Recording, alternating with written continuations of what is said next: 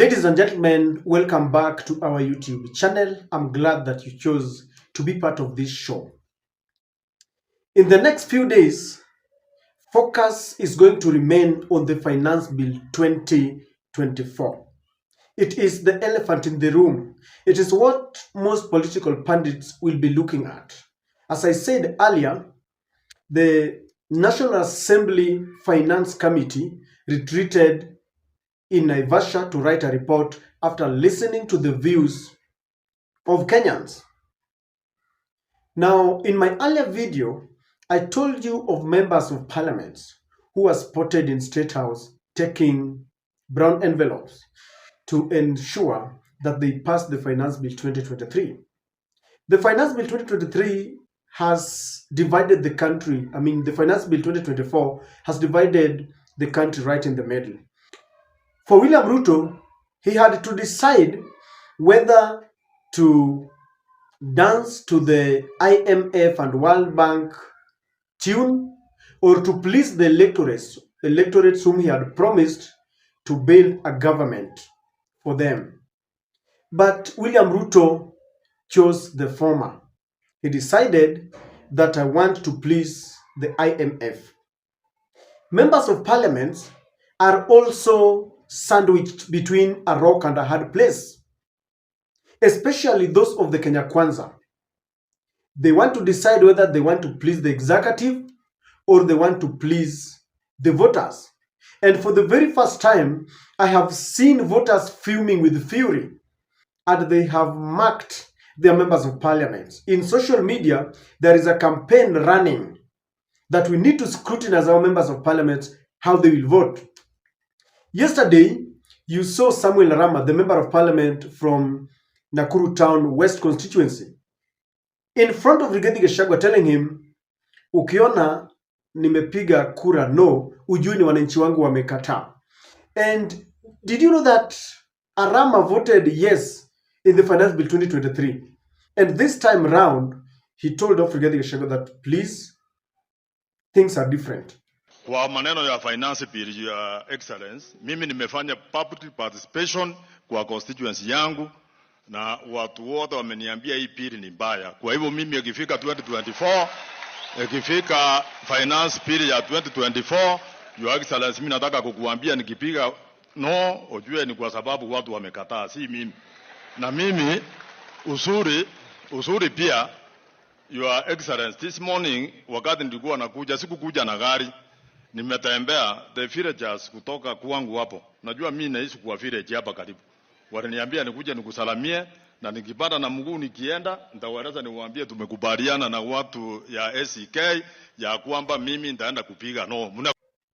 As a matter of fact, I'm reliably informed that there are members of parliament who want to boycott that session on that very day so that they don't vote because they don't want to be seen by Ruto as if they are not loyal, and at the same time they don't want to be seen by wananchi, the electorates, supporting that very bill, because the answers will be there and people will know who voted no and who voted yes.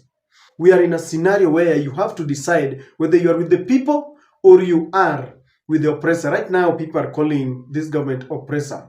They have tried to assure Kenyans that they will be listening to their sentiments and their voices. Now, one person who really shocked the nation, he actually shocked William Ruto, is the majority Senate Chief Whip, Dr. Bonny Khalwale. For those who have studied the politics of Bonny Khalwale sometimes decides to speak his own voice or the voice of the people. Sometimes he disagrees sharply with the position of the government. Now, immediately William Ruto jetted into the country from Switzerland. Bonny Khalwale gave William Ruto some bad news. And I want you to listen to Bonny Khalwale. His credentials. We have to help the government to succeed. We have to help the president to succeed. And we do so by making informed debate and informed voting on the floor of the House. So that is Bonny Khalwale, a man who is enjoying benefits and privileges for being a majority chief whip. His role is to whip the parliamentarians whenever there is a debate. He's the one who is supposed to rally them to come to the floor of the House. Kindly subscribe to our channel. If you're watching us for the first time, click the notification bell to allow YouTube to notify you. Please give this video likes and help us share videos to all our subscribers and our supporters. Thank you very much. Now, I want you to compare the majority chief whip in the Senate and the majority chief whip in the National Assembly, Silvanus Osoro. One, in terms of their age, Bonny Khalwale is experienced in terms of politics. He's been there before. He's much older than Osoro. Osoro is a young man. And Osoro is full of himself. They are the team that has been picked to fight Rigathi Gachagua. And they want to ensure that this bill passes. But Bonny Khalwale is urging the parliamentarians that they need to look and scrutinize this bill, and it must go what we call radical surgery, as Raila Amolo Odinga once put it.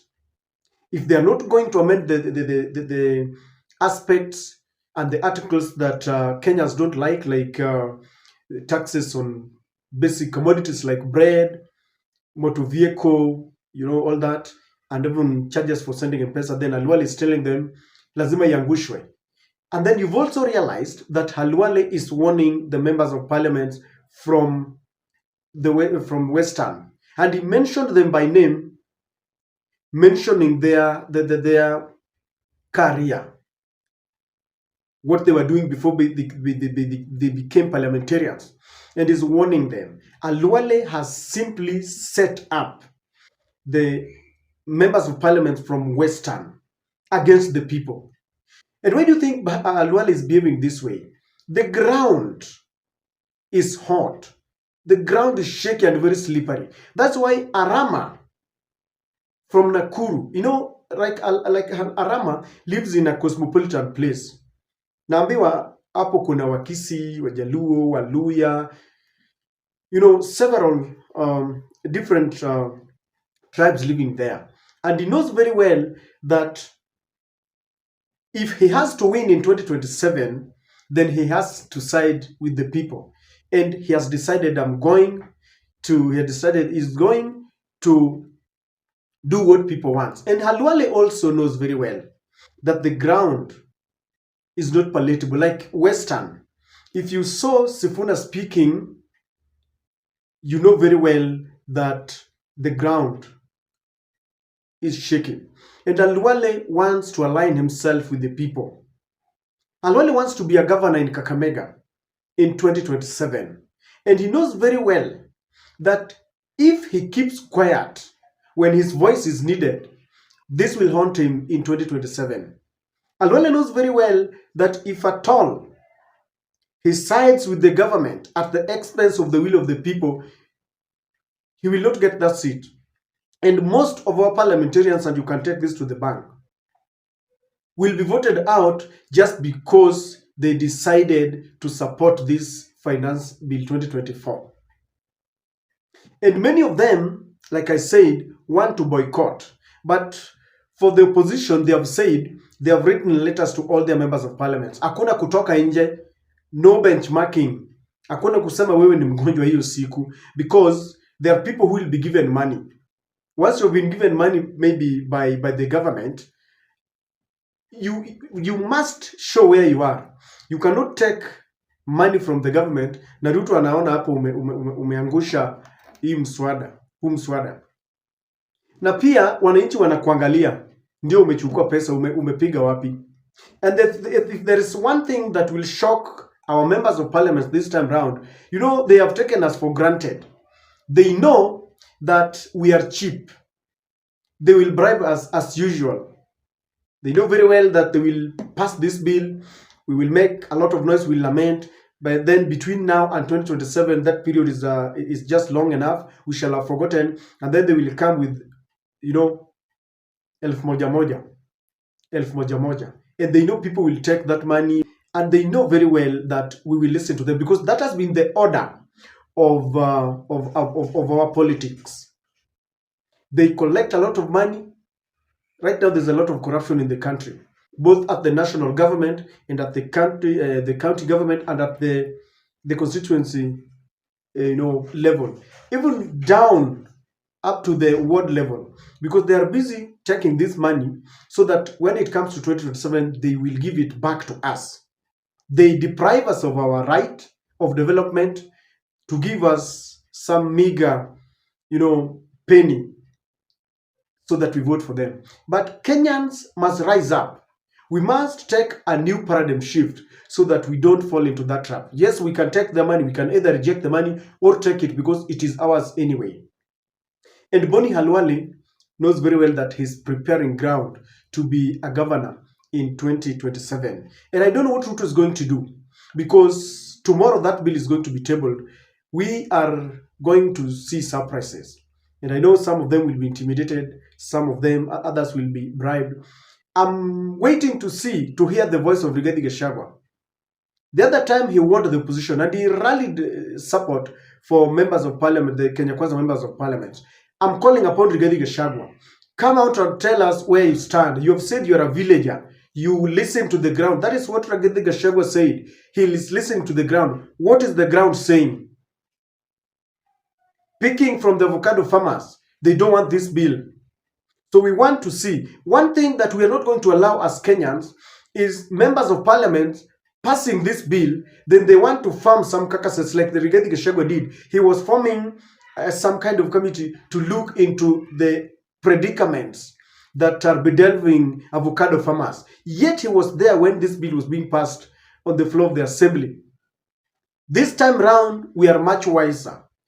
If you want to help Kenyans, don't wait for the bill to be passed. Don't wait, don't go somewhere then tell us that the National Assembly Speaker, I don't know, Wetangula, alitudanganya. This time round, we are vigilant because the members of parliament have taken us for a ride. It is either you are with the executive or you are with us. If William Ruto elected you to be a member of parliament, then vote for William Ruto. But if you know Kenyans voted for you, vote taking into account what they want. And for Bonny Khalwale, we can congratulate him now, but we are yet to see what is going to happen. I can assure you, members of parliament are between a rock and a hard place. And most of them don't want to show it. I know they are just waiting to vote no. The only ones who will be lucky are those ones who have not taken anything. Kama kuna brown envelope watu wanapewa, usichukue, because ukichukua, itabidi upige. We are running a campaign. We are scrutinizing our members of parliament. Tunataka kuona wanapiga wapi. Hata wale walihama wakaenda kwa government wakasema wanataka development. Hakuna development. We've seen the rebels saying that hakuna maendeleo. This is concerning our lives and we need to speak about it. The members of parliament are paid by our money, taxpayers' money, and we still want to compel them to vote the way we want them to vote. Chapter 1 of the Constitution says we have the power. We have only donated this power to them, and they must do that which we want.